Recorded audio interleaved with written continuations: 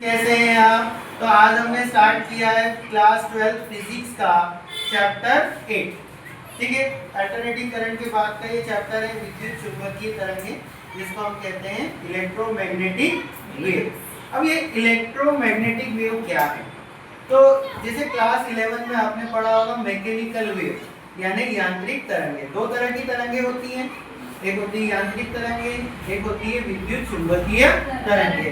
तो यांत्रिक तरंगे वे होती हैं जिनको प्रोपेगेट करने के लिए, आगे बढ़ने के लिए मीडियम की आवश्यकता होती है, और कुछ तरंगे जो जिन्हें विद्युत चुंबकीय तरंग, जैसे विद्युत चुंबकीय तरंगे जिन्हें प्रोपेगेट करने के लिए मीडियम की आवश्यकता नहीं होती है। ठीक है, तो ये विद्युत चुंबकीय तरंगे जो हैं इलेक्ट्रोमैग्नेटिक वेव बनी है इलेक्ट्रिक और मैग्नेटिक एनर्जी के ट्रांसफॉर्मेशन से।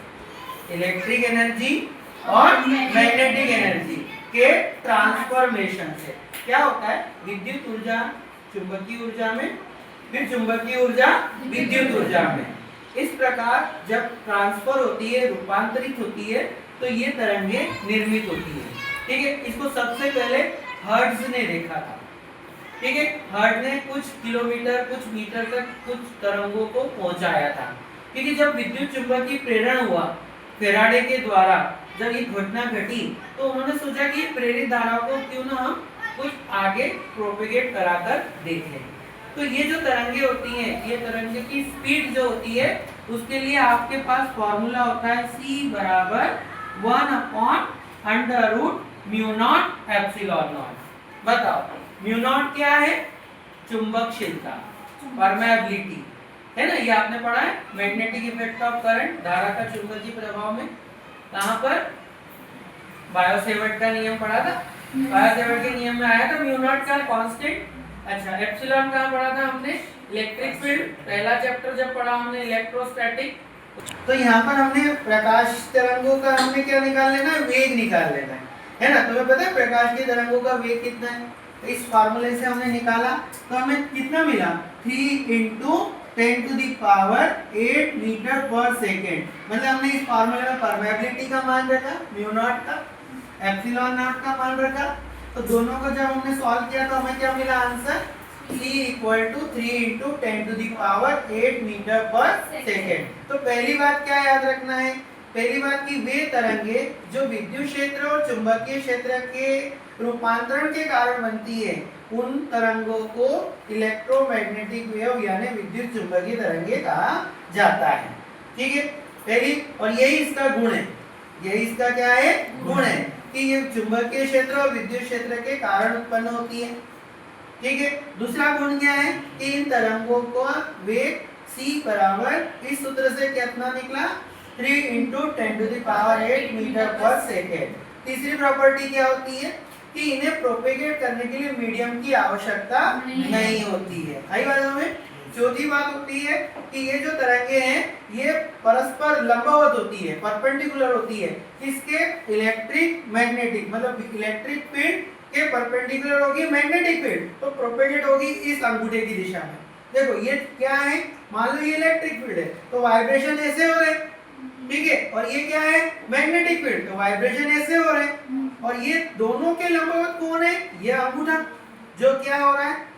तरंग की दिशा बतला रहा है कि किस तरफ गति करेगी, किस तरफ प्रोपेगेट करेगी। तो कभी जैसे बोर्ड एग्जाम में क्वेश्चन आएगा तो कैसा आएगा बच्चों कि व्हाट इज इलेक्ट्रोमैग्नेटिक वेव, विद्युत चुंबकीय तरंगे क्या हैं, और इनके गुण लिखिए।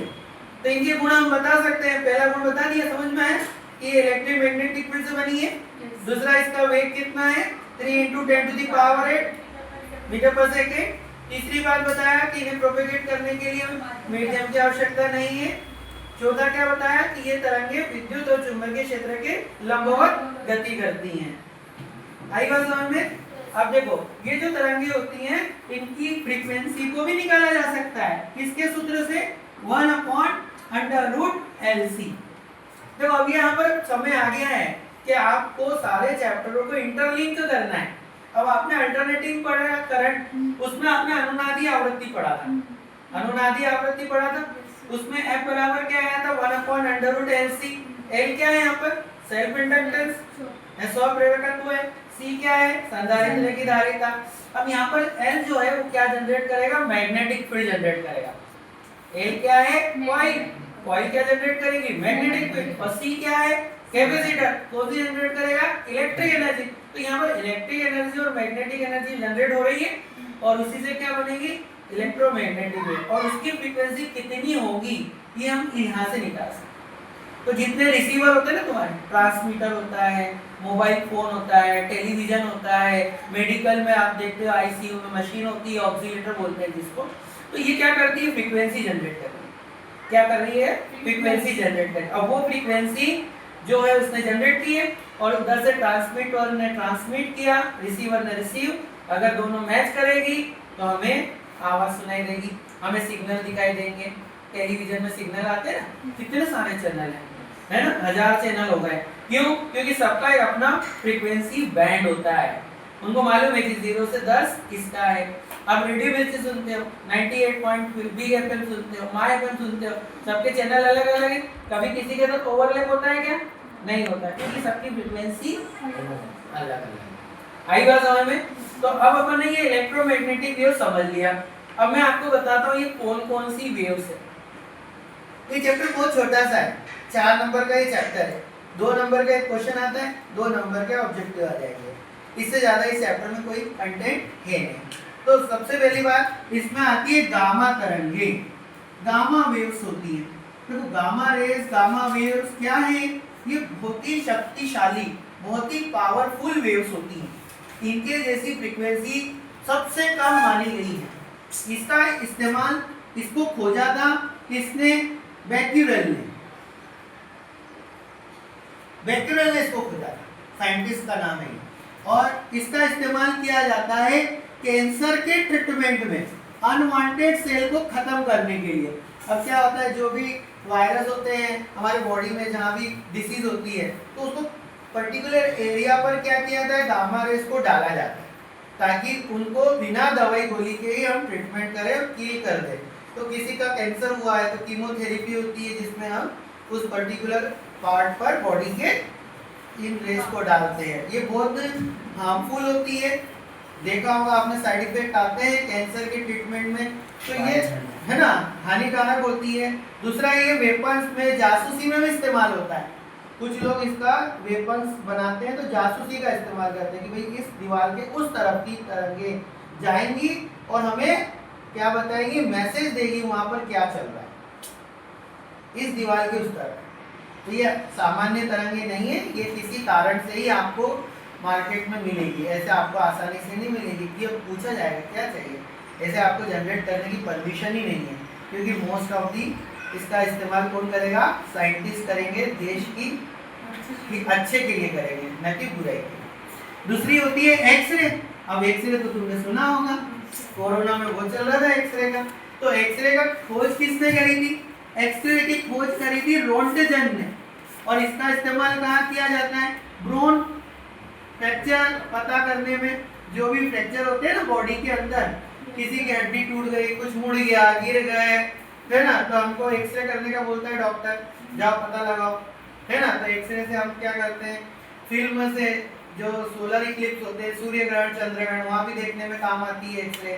ठीक है। इवन आप जो केमिस्ट्री पढ़ते हो, केमिस्ट्री में मेटल्स होती हैं, धातु, उनमें आपके स्ट्रक्चर का पता लगाने में, है ना, NaCl का स्ट्रक्चर निकाले आपने, लेटाइस निकाले, तो वहाँ पे इस तरह की तरंगों का इस्तेमाल होता है। तो सबसे कम किसकी है फ्रीक्वेंसी, गामा। उसके ऊपर किसकी है, एक्सरे। अब इसके बाद आती है यूवी रे। अब यूवी रे जो होती है, इसकी खोज करी थी रिटर ने। अब ये सब मैं क्या बता रहा हूँ, इलेक्ट्रोमैग्नेटिक वेव्स बता रहा हूँ। क्या बता रहा हूँ मैं, इलेक्ट्रो। इनको कोई देख नहीं सकता, ये इनविजिबल है, इनको प्रोपेगेट करने के लिए कोई मीडियम की जरूरत नहीं है। ठीक है। अब यूवी रेज क्या है, यूवी रेज अपन अभी फिंगरप्रिंट किया आप लोगों ने, मोबाइल में सबके फिंगरप्रिंट होता है ना। ये टेक्नोलॉजी किसकी है, यूवी रेज की, है ना। ये डिटेक्ट करने के काम आती है, प्यूरिटी चेक करने के काम आती है। आजकल ज्वेलरी की प्यूरिटी चेक करते हैं, नोट बैंक में जाते हैं, नोट चेक करते हैं, ठीक है, क्यों, असली है या नकली। तो ये प्यूरिटी चेक करने में फिंगरप्रिंट क्या करता है, हमारी बॉडी, ये हर एक का फिंगरप्रिंट अलग, तो सबकी बायोमेट्रिक पता लगा लेता है कि ये फिंगरप्रिंट से ठीक है, यूवी रेज जो होती है इस तरह से प्यूरिटी चेक करने में काम आती है। ठीक है, अब इसके बाद आती है विजिबल रेज। अब ये विजिबल रेज जो है वो न्यूटन ने बनाई थी बच्चों, न्यूटन ने देखा था। क्या काम आती है ये विजिबल रेज? किसी भी ऑब्जेक्ट को देखने में, कोई ऑब्जेक्ट आज हम देख पा रहे हैं किसकी वजह से? विजिबल रेज न्यूटन ने बनाया था। आपने सभी ने पढ़ा होगा कि when a ray of light come from one medium to another, तो हमको दिखाई देने लगता है। आज हमारे दिखाई दे रहा है, रेटिना पर इमेज बन रही है, किसकी मदद से? Visible raise. इसकी इसमें खास क्वेश्चन आता है, देखो जब 400 यानी 4000 एंगस्ट्रॉम से लेकर 8000 एंगस्ट्रॉम तक की फ्रीक्वेंसी को हम देख सकते हैं हमारी जो आंखें हैं, क्योंकि ये सब की फ्रीक्वेंसी 4000 से क्या है? कम है। ठीक है, अब इसके बाद आती है इंफ्रारेड। अब ये नहीं देख पाओगे आप फिर से। अब इंफ्रारेड किसने किया था? William Hershey. ये सबके इन्वेंटर याद रखने हैं आपको, फिलिप्स में आते हैं ये। ठीक है, तो विलियम हर्शे ने इसको खोजा था। अब विलियम हर्शे ने खोजा था। इंफ्रारेड कहाँ काम आती है? ये आपको आती है ट्यूब, क्या बोलते हैं, हेडलाइट्स। गाड़ियों के हेडलाइट्स देखे आप लोगों ने? एरोप्लेन के हेडलाइट्स होते हैं। जब फॉग आता है बहुत, है ना, तो दूर का देखने में विजन किसका इस्तेमाल होता है? इंफ्रारेड, क्योंकि इसमें हीटिंग पावर ज्यादा है। फिजियोथेरेपी नाम सुना होगा आपने। फिजियोथेरेपी आजकल क्या हो रहा है, सारी बीमारियों का इलाज दवाई गोली नहीं है, कुछ का फिजियोथेरेपी भी होता है।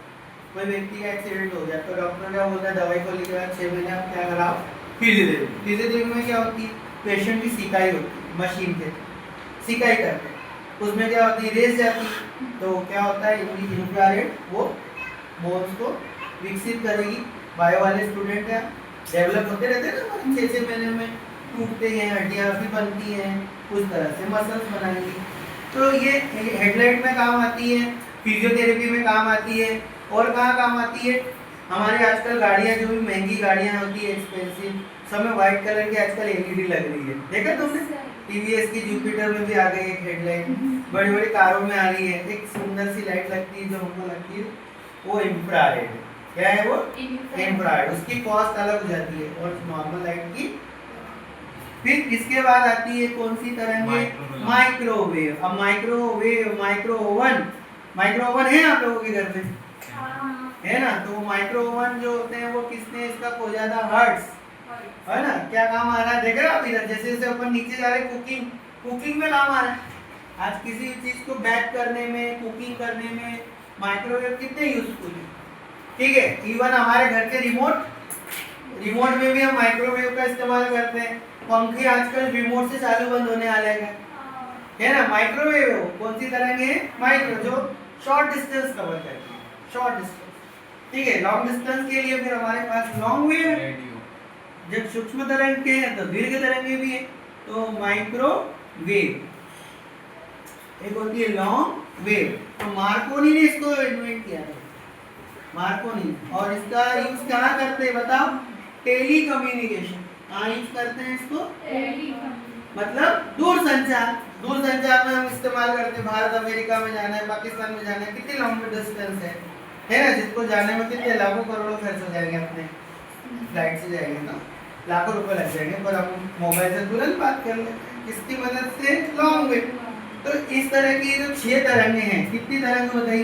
1 2 3 4 5 6 और 7।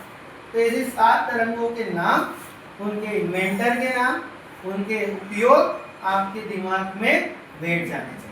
इस चैप्टर में यही है, इलेक्ट्रोमैग्नेटिक वेव में इलेक्ट्रोमैग्नेटिक वेव क्या है और इसके बाद इनकी तरंगों के उपयोग। ये एमसीक्यू में आने वाली चीज़ है, 1 वर्ड्स में आने वाली चीज़ है। तो आप अच्छे से पढ़ाई करो और इसको लिखो। फिर मैं और भी अच्छी शॉर्ट ट्रिक बताऊंगा इसको याद कैसे करें। Thank you.